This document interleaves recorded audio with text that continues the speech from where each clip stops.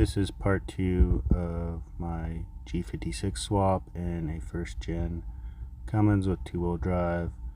I did a bunch of editing to try to eliminate some of the rambling, but I do that in the interest of being thorough. I hope you enjoy. So here's the TV cable and the cruise control. This is the cruise control. Here's where the TV cable goes in. This is your accelerator. You can see the little plastic clips. You got to bend those together. The TV cable where my finger is won't pop up through this, so I ended up feeding it all the way through. Sorry. There is the cruise. And a couple of little washers.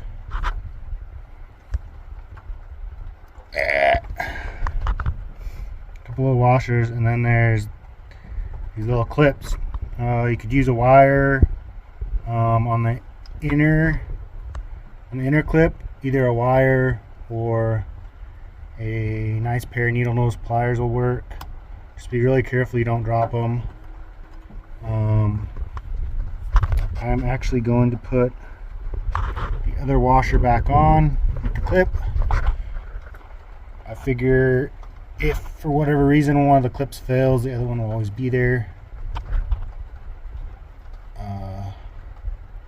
It's pretty straightforward to get the TV cable out. So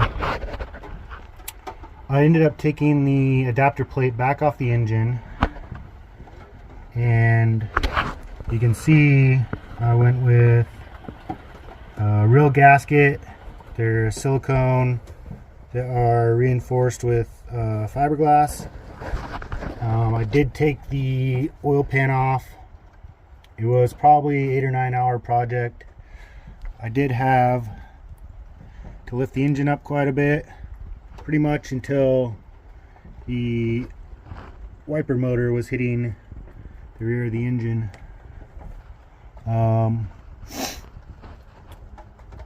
As you can see there, my fan clutch is touching the radiator.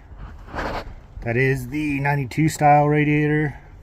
If you do end up doing your motor mounts at some point, I would suggest, one, taking your radiator out, or two, taking your fan off. I would probably go with taking the radiator out because it's probably less of a pain to take the fan off. I believe it's a 36 millimeter wrench. Those are probably 30 bucks, I want to say. And if you take the radiator out, there's no chance if your lift is to move forward that your engine's going to hit the radiator. And then I did replace the motor mounts, but as you can maybe see, that's where the motor mount needs to be, and it's back there. So right now I'm having issues trying to get the back of the engine to kind of settle down. I think it's because I put the lower radiator hose back on, so I'm going to try and take that off and see where we get. Alright, so that's the passenger motor mount. There's 2 holes there. It's the most forward hole so that your locator pin will line up. There should be some sort of wear marks to line you up. Once you get that one in, you want to put the nut on the bottom to hold it in. Then what I did was I jacked the motor back up. I got myself a kind of short pry bar and pried on the motor mount bracket off of the subframe here, or the steering, this steering arm here, and just jack it up, wiggle it around. I ain't probably super hard on it. It is a real pain, but if you're stubborn like me, you can do it by yourself. This is a 94 style vacuum pump and a Hydro Boost style power steering pump. I got these Allen head bolts from Home Depot. All four are different lengths. I went with these because it's easier to get these out than if it's a hex head bolt. So right here I have the correct size Allen head in there. I think it's 5/16, and I have an 8mm ratcheting gear wrench on there. There's just a little trick you can use with these Allen head socket caps, head screws is what they're actually called, to get it out. But anyways, just a little tip. So I don't know who's that done these, but there's this rib that goes down the center, and then there's that little knob towards where the rear case goes on. There's another little knob up front. So to get to set level, I'm probably gonna have to get some blocks to go right in here. I'm gonna try, after we get everything blocked up and strapped down, try and get these off. Take a piece of plastic like a milk jug or something and cut it out, put holes in it this shape to keep the water out, and then that way I can mark the top of these for when I set it up in there, to mark the hole in the floor. Alright, so here's the back of the block. I am explaining about how I bent the pinch weld there with an air hammer. Worked out pretty good. My plan was to pound away in all these spots the floor / trans tunnel enough to get the trans to fit. Well, I made some marks here for where the transmission was hitting, as well as where the shifter was going to go, but pretty much failed. I would suggest you do a 1-inch body lift. If you're going to do this swap on a 2-wheel drive, there just simply isn't enough room. I don't know if the 4-wheel drives have quite a bit more room, or how the 4-wheel drive guys are more successful with this. I do have some body mounts that I will order here shortly. I pretty much ended up just hacking up the floor. So here you can see where the fuel lines are hitting the frame well between the starter. I ended up going back behind, these run behind the proportioning valve. I cut the fuel lines behind the proportioning valve and pulled these out. I'm going to run rubber hose. It's 5/16, I believe, for both of them. I did end up having to trim the frame rail. Here you can see it's not touching the motor, but that's because the motor is tilted back way too far. And I do end up cutting out the trans tunnel some more. Flywheel is installed, torqued to 102 foot-pounds. Wiped it down with brake clean to remove the rust preventative.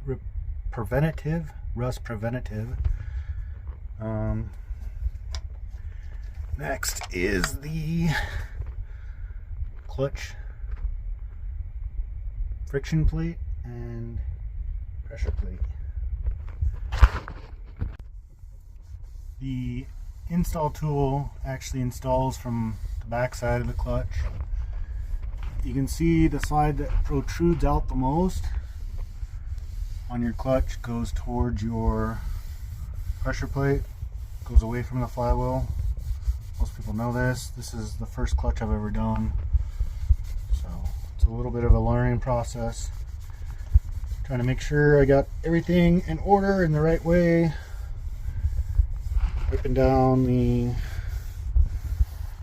pressure plate side.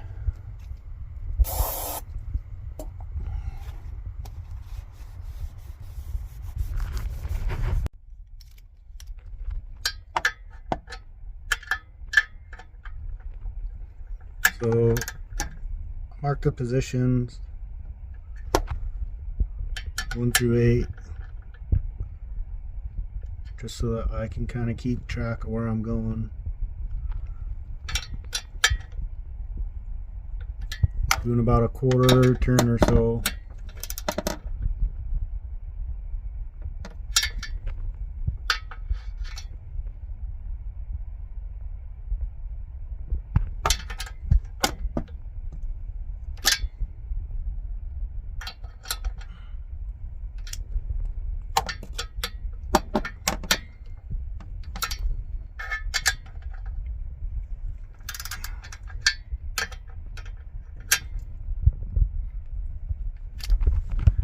Looks like it's coming in pretty even on the fingers. Get a good picture. The other thing I did was I marked the install tool, and I'll show you that, but I measured out to make sure that it was pretty much centered off the fingers.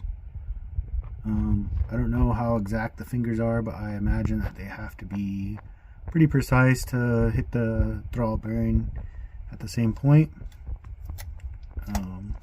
Now that I have some decent pressure on it, I'm not holding it anymore. I also, like I said before, I marked this tool with a paint pen, and I measured it from the back side of the pilot bearing to the front side of this. It was about 70 millimeters, whereas if it from the front side to here is about 50.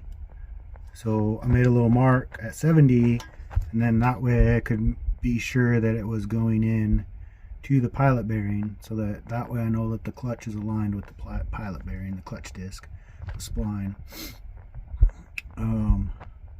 I did that because I'd had it lined up so nice that there was like no resistance going in. So I was like, well, I'm not really sure, so I'll do what I know I should do, is take measurements. But anyways, alright, so my big Milwaukee light died, but I did get the pressure plate final torque down. The flywheel, I did torque 202 foot-pounds. I just took pictures of that for my documentation. This is the install tool. So this mark right there is about 70 millimeters. So when it goes in,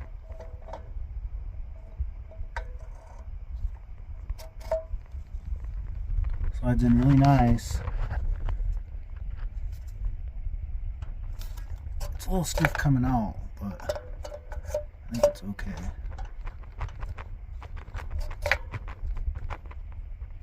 We'll find out when I put the transmission in if it likes to go in all the way or not.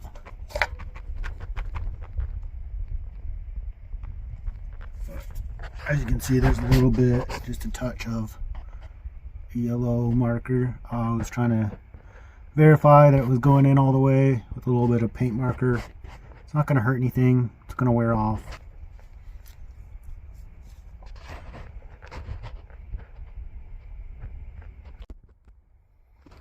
So I took the seat out. I jacked up the transmission last night and it's hitting here. So on a 2-wheel drive, I'd recommend doing a body lift before you try and do this.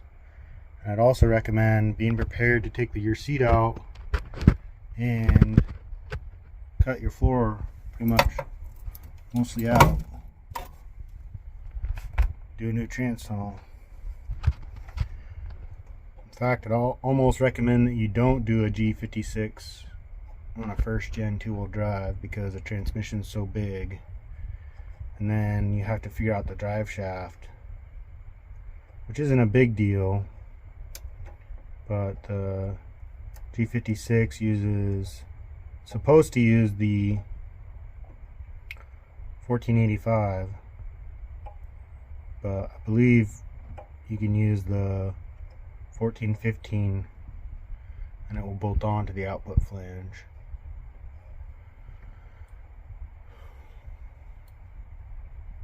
So I'm going to cut this floor out here some more,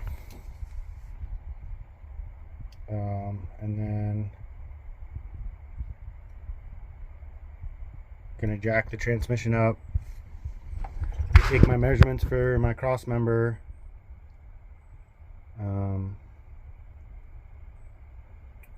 once I get it to the height it needs to be. And I saw somebody else that did a G56 swap, and they used a 3066 transmission mount by Anchor. So I'm gonna see if I can order that. It's about 30 bucks, and that might be better than making my own transmission mount, even though it does add a lot of height.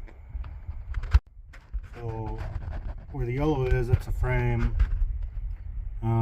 You can see that by the angles I trimmed it a little bit already. I had a little bit of grinding marks on the starter. It'll be fine, but I thought that this particular starter I wouldn't have to trim it, but in reality it's just that my engine is slanted really far back.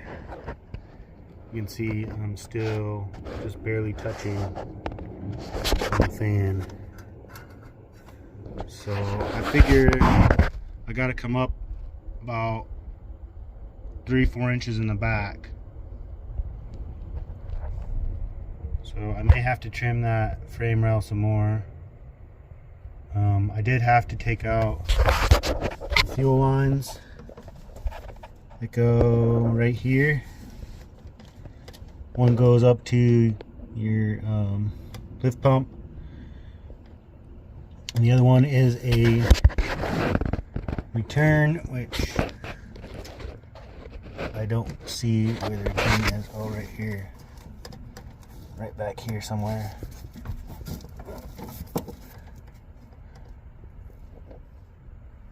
If I can get it in the photo, in the video.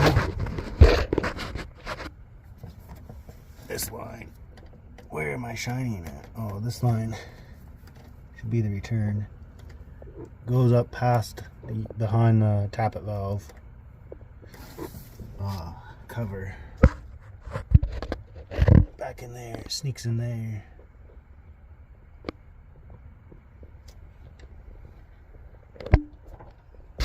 That's my loose gauge modification. This is the bolt-on flange U-joint.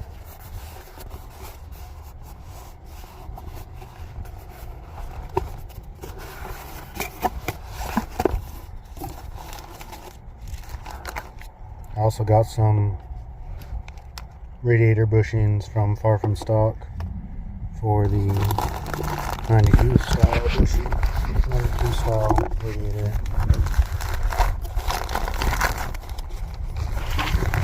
These are about 90 bucks online. Let's see what did I pay?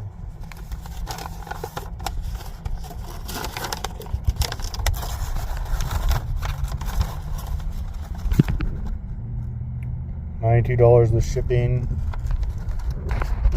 I ordered it from C&M Gearworks. You can look them up. There is their address.